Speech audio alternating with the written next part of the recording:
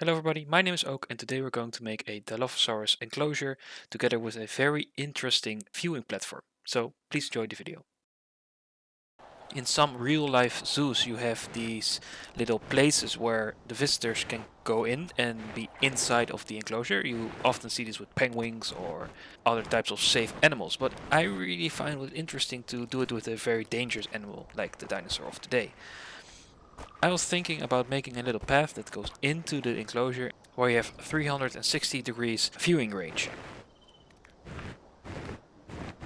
Due to the dangerous nature of the Dilophosaurus, I was actually hesitant to make it out of glass because it wouldn't be very realistic.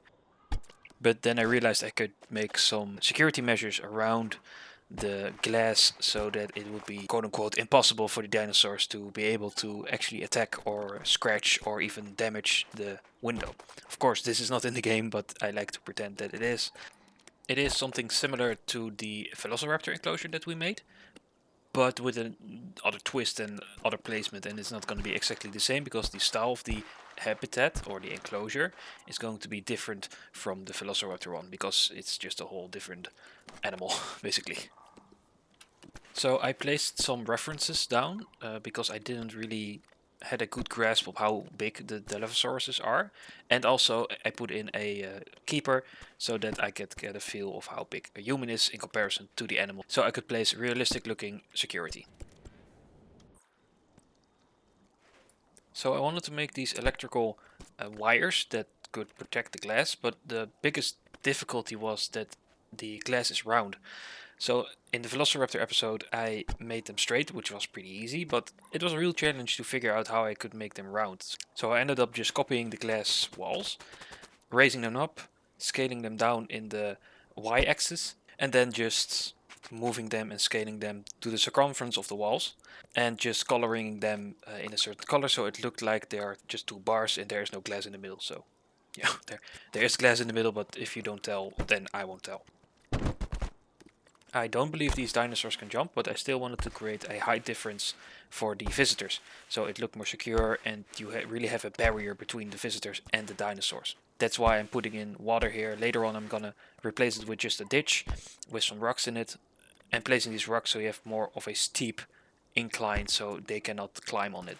So this principle is gonna be repeated all around this enclosure for maximum security. I find it very difficult sometimes to make sure that you don't see repeated patterns in these types of walls or, repeating structures, because the building blocks we are using are of course largely the same. So that's why I took a different approach from what I normally do, and it's just randomly placing blocks into the circle and then later copying bigger chunks and kind of modifying them later so we get a very irregular wall, which we actually want. Placing some muddy water at the edges just gives it a bit of a more swampy feel, because that's what I was going for. This animal wants wetlands and desert, but I figured I will just make it wetlands just because we also made a very deserty place for the velociraptors and I want to mix it up a little bit. So we have a few desert plants in there later, but for now we'll just use swamp foliage. So here I decide to remove the water and replace it with a ditch because the dinosaurs, and the way that this works with all dinosaurs in the game, need a certain amount of water and have a maximum amount of water they can have in their habitat. Of course, certain animals want more water, like the Spinosaurus. He wants a lot of water because it's an aquatic animal as well. And certain dinosaurs need less or want less. It was kind of getting up there with the amount of water I could put in, and I still wanted to add in the little patches for the swamp, so that's why I removed it.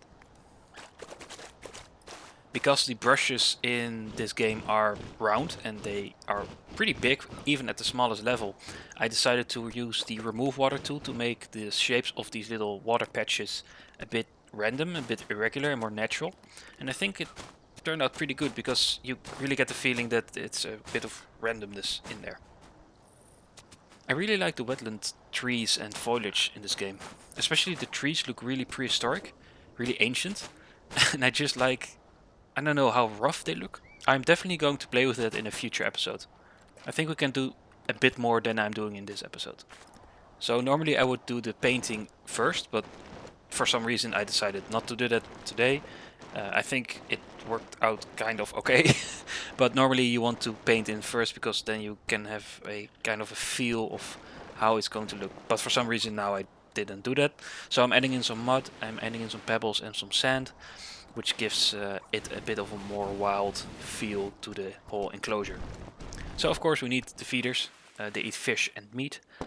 I'm putting them kind of close to the entrance I'm going to make, so the keepers don't have to walk that far. So I thought it would be a nice idea to put in a skeleton. I don't like the selection we have for skeletons in this game. I think we need more. Right now we only have a T-Rex and a mammoth skull, and I think we deserve more, basically, because it doesn't really make sense that there's a T-Rex skull right here. But you know, it still looks good. It gets the point across that these are dangerous animals. So of course the keepers still need a way to get into the enclosure, so I'm making stairs again. I'm going to learn from my last mistakes and actually making a barricade so they don't climb up on the little catwalk we've made. I'm not going to make it at the bottom, I'm going to make it at the top. Kind of like one of those burglar thingies that you see often at fences that stick out over a pond or something. You'll see in just a second. But now they can enter and they have a stair to do so, so they can use that to actually get down. At least that's what I thought. Because for some fucking reason they can clip through walls and levitate down or something. So yeah, I don't know what's going on there. Blue Meridian, please fix. And like they heard me, they did walk up the stairs to go back. Yeah, we got some interesting keepers here. So like I said, I wanted to make some barriers so they don't walk along the fence. And I think these look pretty sturdy. I wanted to make them kind of in the same style of the fence. And I think we succeeded. I think they match pretty well. So of course every enclosure needs a few sleeping beds. So we just add those as finishing touches so they can actually sleep. And then it's time to make the entrance. So I wanted to try something a bit different than the last ones, because of course with the Velociraptors they had their own place. With the other guys, I forgot their names, oops, we just made them no entrance at all. And for this one, because you kind of go into the enclosure itself as a visitor, I wanted to make it seem that you were actually entering the enclosure itself. So to do that I made the walls for the entrance match the walls of the enclosure, and even put in a little sign of the Dilophosaurus with some matching foliage behind it, so it looks like you're actually in the enclosure itself. And I think it turned out pretty well. And I also wanted to make a little shop there, something simple, nothing too big, just so people have more of an incentive to go to that part of the park. And like always we need binoculars, some screens with information and some donation boxes, so we'll just put those in real quick. So in celebration of the new update I actually put in a baby, a teenager and 2 older dinosaurs, and I kept them at kind of that same place, so we always have small animals, and I think they look amazing in every stage of their life cycle. Like, look at them. I just think they're so cool. Like the animations are amazing as well, and their sounds. And they're really fast. I didn't remember they were that fast. I mean, look at this little guy. So small, yet so fast and so fearsome. I really love it. He's so cute. Oh my god. Look at him go. Cute little ball swimming with mommy.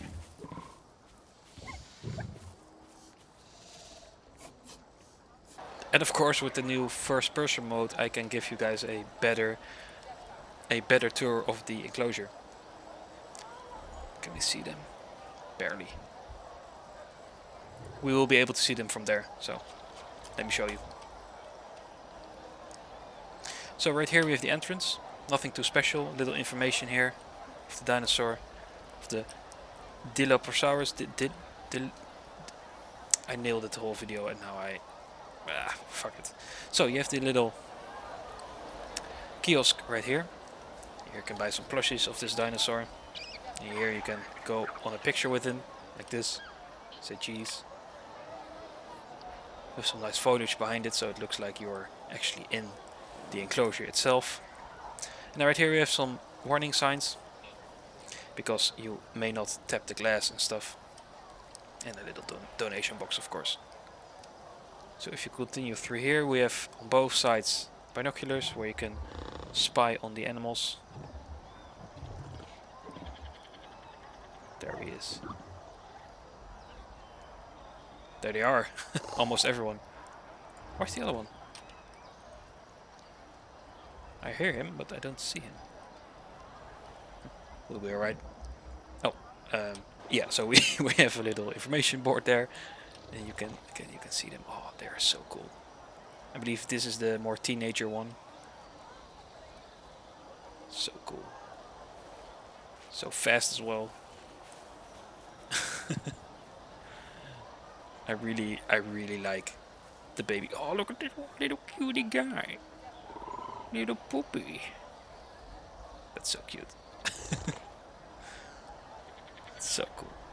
I really enjoy the first person mode as well. It really immerses you into the game. Scary motherfuckers. Look at them. Wow. And right here we have the viewing platform. So you can see 360 degrees. You have a really good view even without the binoculars, but still you can use them, of course. He just ate.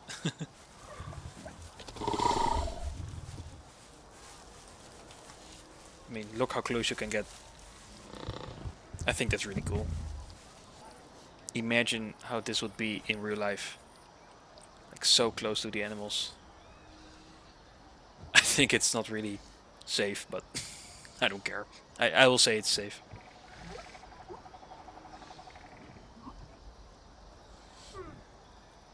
Wow.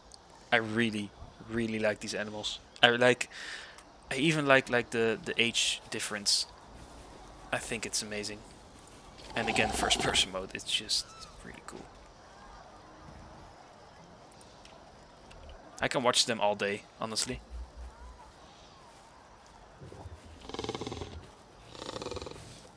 Oh, came straight towards us. Scary motherfucker. So I'm going to leave it at that for this episode. If you enjoyed, please leave a like and subscribe. If you have any suggestions or feedback, please let me know down in the comments. I would greatly appreciate some constructive criticism. And I am going to play more with baby dinosaurs. I think they're amazing. I think they're really cool. But for now, I will leave you guys. And I will see you guys next time. Bye bye. And for the people that watch until the end, I mean, look at this guy, this little velociraptor. Oh my god, it's so cute.